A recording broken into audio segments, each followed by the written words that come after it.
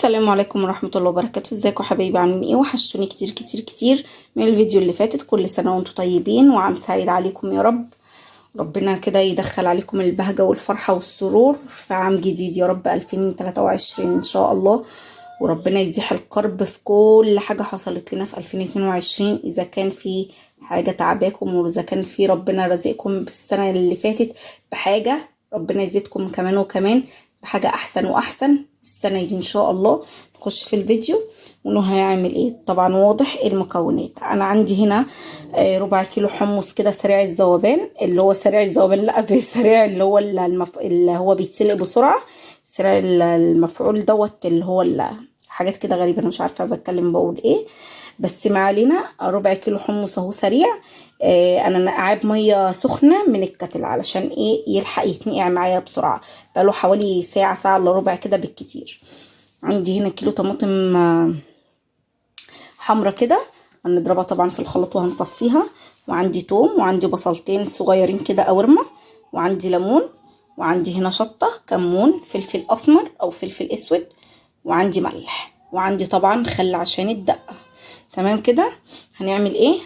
دلوقتي هنسلق الحمص عشان بس ما اطولش عليكم الفيديو. هسلق الحمص وهضرب الطماطم دي في الخلاط ولازم تتصفى، وهرجع لكم تاني هنشوف هنعمل مع بعض ايه. حبايبي كده خلاص اهو الحمص بيتسلق، وهو بيتسلق كده هروح دلقه عليه كيلو الطماطم اللي احنا ايه اللي انا حطيته في الخلاط وبتاع دوت اهي. الطماطم طلعت بيضه شويه مش حمراء قوي زي ما انا كنت عايزه. اول ما هتغلي غلوه كده هرمي عليها معلقه بابريكا. تمام كده. هحط البصلتين الصغننين دول كده، اللي مش عايز يحط بصل ما يحطش، بس على فكره البصل ده اللي بيخلي طعمه زي حمص المحلات بالظبط، او الحلبسه زي ما انتم ما بتقولوا عليها يعني، عشان الاسكندرانيين بيقولوا عليها حلبسه. في لسه لحد دلوقتي ناس ايه، بصوا فصين التوم ده كده تفتحوها ايه بايديكم كده اهو، او تقطعوها حلقات مفيش مشكله اهو، عشان بس ايه تدي انا مش هحط الدقه، اللي عايز يحط الدقه كلها على الحمص وبيتسلق مفيش اي مشاكل، بس بحس ان لا مش بتبقى حلوه خالص، هو التوم بيغلي معاه كذا مره كده مبيبقاش طعمه حلو. احلى حاجه ان الدقه والشطه تعمليهم بره، ما تضيفيهمش على الحمص غير لما يستوي، يعني فاهمين قصدي.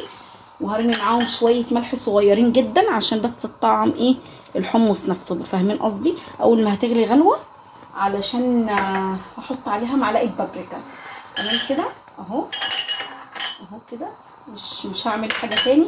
واحط عليها ما تحطوش كمون كمان دلوقتي عشان ما يمررش. اللي هقدر ان انا احطه عليها حبه فلفل اسمر كده صغيرين اهو، بصوا صغيرين خالص بس كده. حبايب قلبي بصوا حطيت معلقه البابريكا، بصوا خلت الطماطم احمرت ازاي، وكل ما هتغلي على فكره كل ما هتحمر اكتر اهو كده. لو الطماطم بتاعتكم بيضه زي حالاتي كده، جايبه والله الكيلو غالي مش رخيص، انتوا اكيد عارفين ان الطماطم غاليه في السوق مش رخيصه اهو. لقيتها كده قلبها ابيض من جوه مع انه حمرا من بره مش عارفه ليه اهو كده. حطيت عليها معلقه بابريكا، يعني هنتصرف، الجيش قال لنا اتصرف وهو خلاص ايه سايبين لسه برضو الحمص كل دوت بيتسلق. انا قلت اوريها لكم بعد ايه ما احمرت كده بمعلقه البابريكا، وقعدوا قلبوها عشان البابريكا ما تكتلش في ميه الحمص. حبايب قلبي كده خلاص الحمص اهو خلص، اوريه لكم بس هعمل الدقه. بصوا انا عندي كده 4 فصوص توم، وعلى شويه الفلفل الاسمر اللي انا سبتهم. تمام كده. اللي انا حطيت نصهم يعتبر في الحمص هو بيتسلق، وادي النص التاني. هناخد برضو معلقه كمون كده محترمه، يعني معلقه صغيره بس مليانه. هنا هنحط شويه ملح حلوين كده. هتجيبي منين بقى الميه بتاعت الدقه يا ام ادم؟ لكم من ميه الحمص، والشطه برضو هتعملوها من ميه الحمص. تمام كده اهو. حتى انا خليتها اكله شتويه، وعملنا شويه كشري كده على الماشي كده للعشاء اهو. هعصر عليهم ليمونه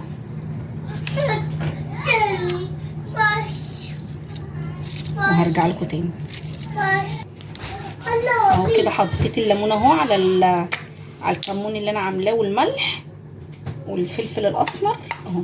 هنحط بس معلقتين كده صغيرين اهو، خلاص كده خل، يعني بمعدل معلقه كبيره خل. تمام كده. ادي الدقه بتاعتنا، وهحطها بقى هصبها في الازازه الصغيره دي عشان تبقى ملمومه، واحده للشطه وواحده للدقه.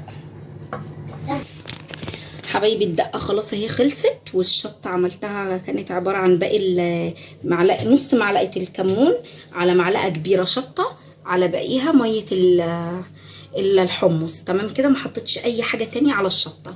دي عباره عن توم، كمون، ملح، ليمون، توم طبعا، ومعلقتين خل، يعني عباره عن معلقه كده كبيره خل. تمام كده، وليمونه كبيره.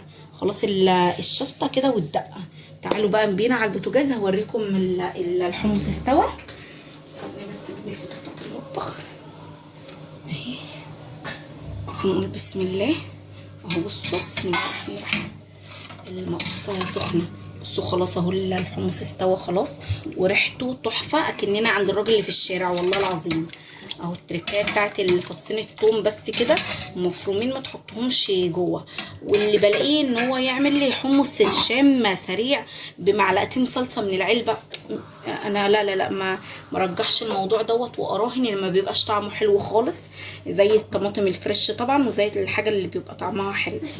بس كده استنوني بقى وانا بصب الحمص كده او الحلبسه في الكوبايه، وهوريها لكم طريقه التقديم بتاعتها، هتبقى لذيذه جدا وهتعجبكم. والكشري بصوا اهو كده سريع. انا عاملاه سريع بس كده، ممكن اكون ان انا كمان مش مكمله مقاديره اللي عندي. احنا اتغدينا بباقي المحشي، الله اعلم الفيديو هينزل لكم ده الاول ولا المحشي الاول. اتغدينا النهارده فراخ، واتغدينا محشي وملوخيه، فانا قلت اعمل لهم بقى ايه حاجه يتعشوا بيها كده او ياكلوها. دي الصلصه، وده الكشري الحله الواحده مش متعجن على فكره، ريحته تحفه. بس كده ده يعتبر ايه، اقول لكم على حاجه، اقول لكم اكنه ان هو مكرونه بالصلصه بس كده، بس طعمها لذيذ يعني. هنستخدم طبعا الدقه بتاعتها والشطه بتاعت الحمص، والدنيا تمشي واليوم يتقضى. واستنوني بقى وانا بصب لكم الحلبسه او الحمص. حبايب قلبي كده خلاص اهو. بصوا غرفت صبيت الحمص اهو. احط لهم بقى ايه، دقه وشطه. بسم الله الرحمن الرحيم اهو كده.